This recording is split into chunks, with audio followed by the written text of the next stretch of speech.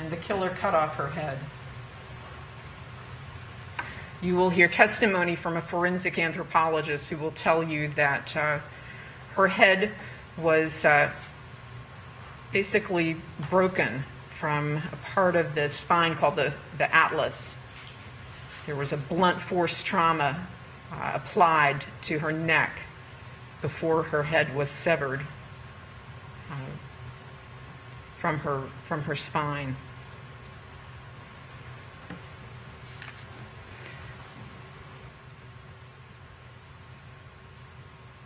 After the limbs of these people were removed, the killer placed them separately into two 45-gallon blue Sterlite containers.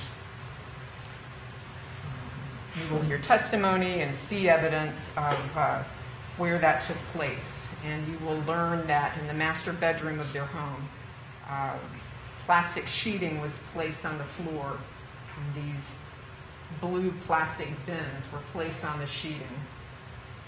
The killer put Lisa's body parts in one, and he put Joel Sr.'s in the other.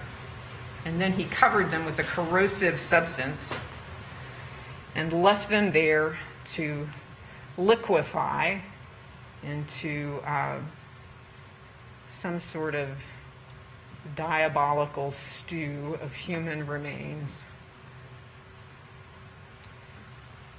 And then the killer took Lisa's head and carried it downstairs and took it into the kitchen.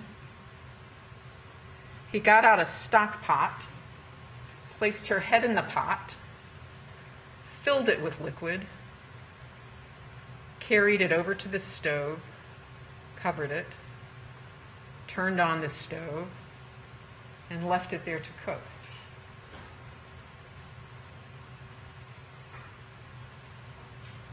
So,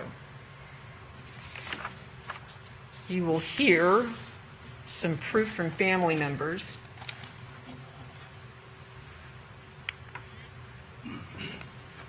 about this family. And you're going to hear this photograph was taken on the Thanksgiving day just before their murders, November the 24th. The photograph is taken by Michelle Dennison, Joel Sr.'s daughter. And you're going to hear a little bit about this family. You're going to hear that Joel and Lisa were very happily married. They loved each other. They had been married for 31 years. And the defendant was their only child.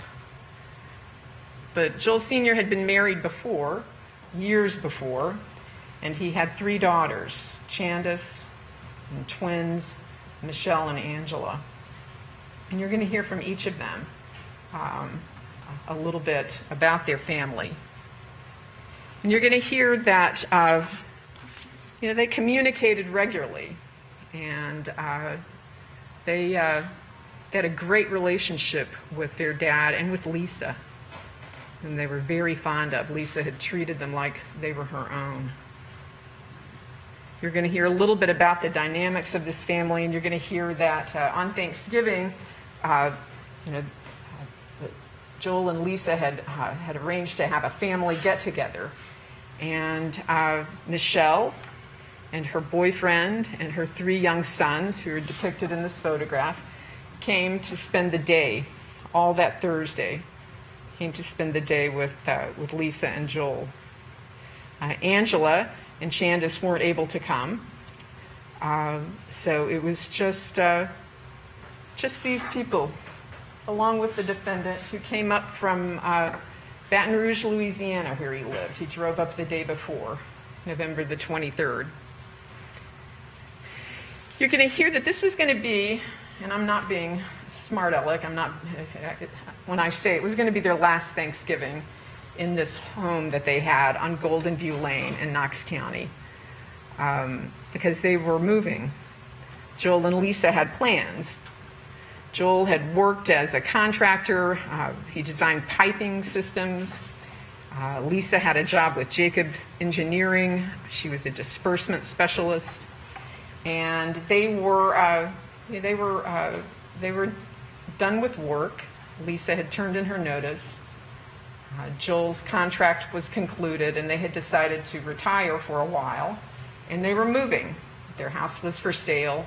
They had a contract on it, and Joel was going to buy his family home in Surgoinsville, Tennessee, in Upper East Tennessee, near Kingsport.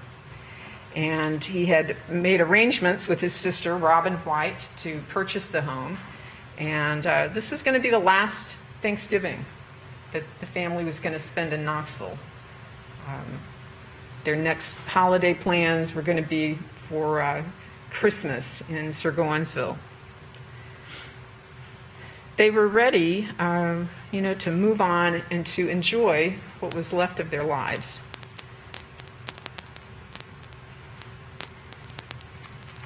So, I want to give you an idea of kind of a timeline for where we are this weekend. And you're going to see that the defendant came to Knoxville from Baton Rouge on November the 23rd. The family get-together was on Thanksgiving the 24th. You will hear proof that on November the 25th, Joel and Lisa and the defendant drove up to Surgoinsville to deliver a boat that Joel Sr. had, and he wanted to take it to the Surgoinsville house. You will see and hear evidence that Lisa was alive on November the 26th, sometime after noon. We know that because of evidence we have from a shopping trip that she made in Knoxville. And we know that the defendant was in Knoxville on November the 26th, also because of evidence we have from a receipt where he went shopping at a store, a Walmart store, and was seen there around 3:35. The evidence will show that Joel and Lisa were murdered on Saturday, November the 26th. You will hear proof that the defendant left Knoxville at some point on November the 27th, and you will hear proof that the guys' bodies were found on Monday, November the 28th.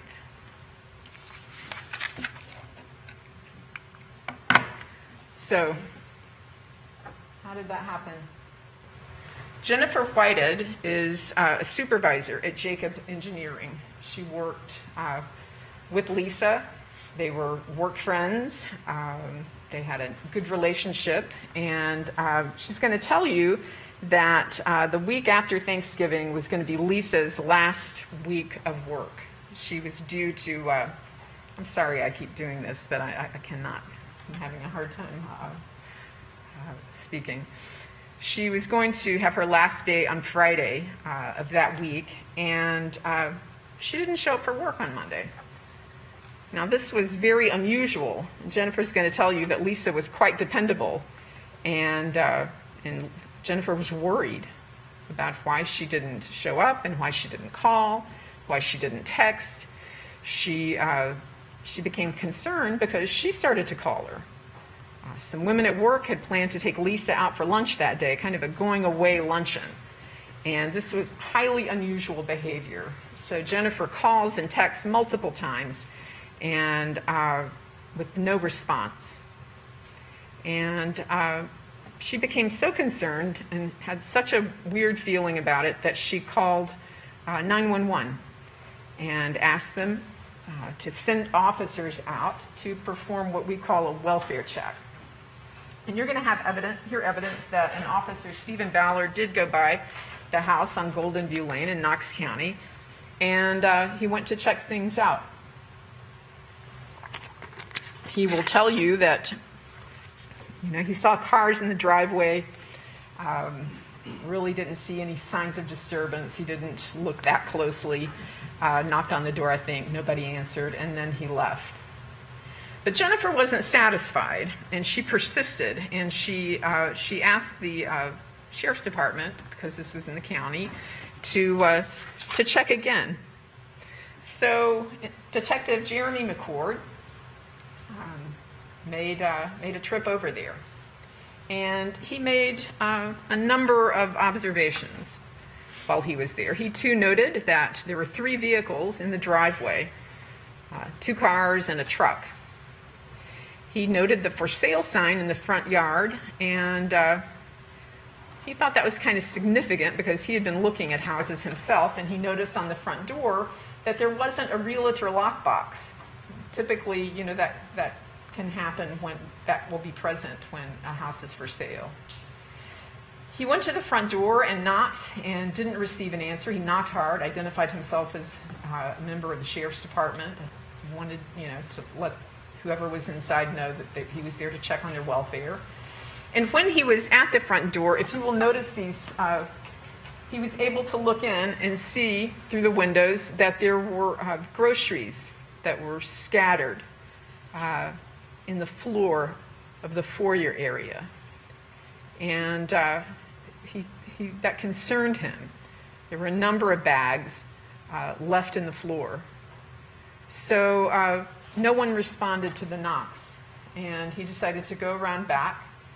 And when he went around back, he observed that the doorknob from the back door was missing. It's completely gone. And he thought, well, that's strange, because the doorknob on the front door had looked sort of weird to him. It didn't look like it fit properly in the front door. There were scratch marks around it. And so he made the conclusion that for some reason, the doorknob from the back door had been removed and placed on the front door. And he just felt like something was wrong. He heard a dog barking inside. And he just kind of became alarmed, and he felt like there was a need for officers to go inside.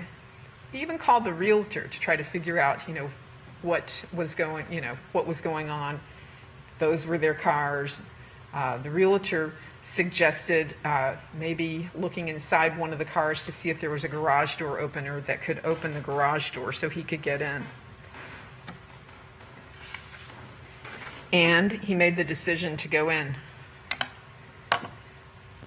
In law enforcement, this is kind of called exigent circumstances, and it means that there is a fear of an emergency situation that requires police to enter into a residence. And we'll hear from Detective McCord, it's not that unusual.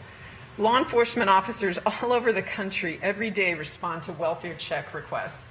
And they find injured people, they find people who are sick, and sometimes they find people who are deceased. And so he was worried and decided that, you know, he needed to check on their welfare, and so he went in. And when he did so, immediately upon opening the garage door, he felt more of what he had felt when he was at the back door. When he was at the back door and looked through the hole that was left from the doorknob, he had felt heat and had detected kind of an odor that concerned him. But when he opened the garage door, there was a blast of heat and an overpowering smell, something strange, something that he had not smelled before.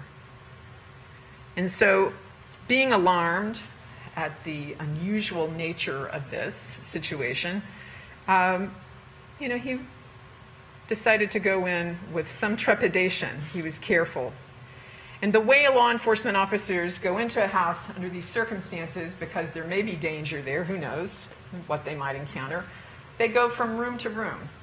They announce themselves as law enforcement officers, and they move through the house in what is called a clear. They're clearing it.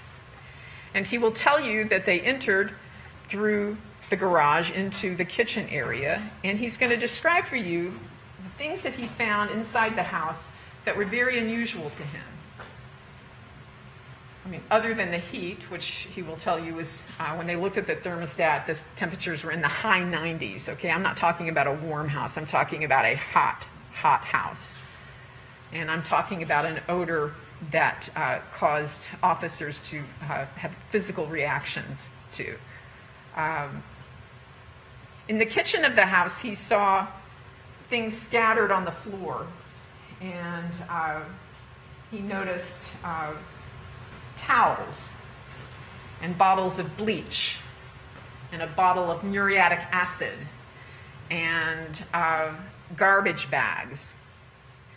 He noticed that the stove was operating, and there was a pot on it. He noticed that the oven was on. He noticed that there was a cell phone on the counter, and on the kitchen table there were 2 wallets that were out.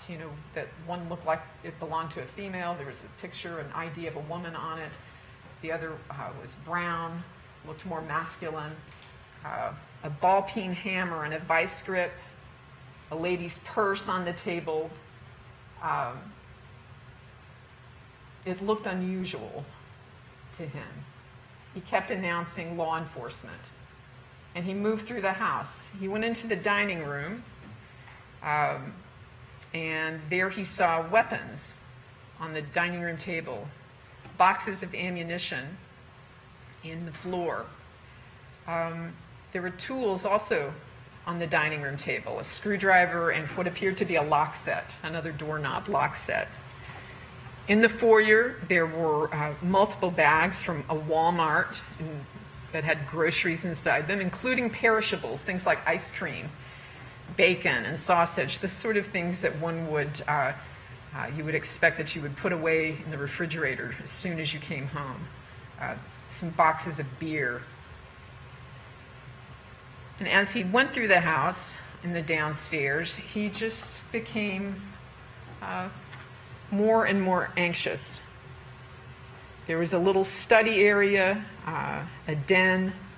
The den contained the door that had the missing doorknob. There was animal waste, feces on the carpet, and urine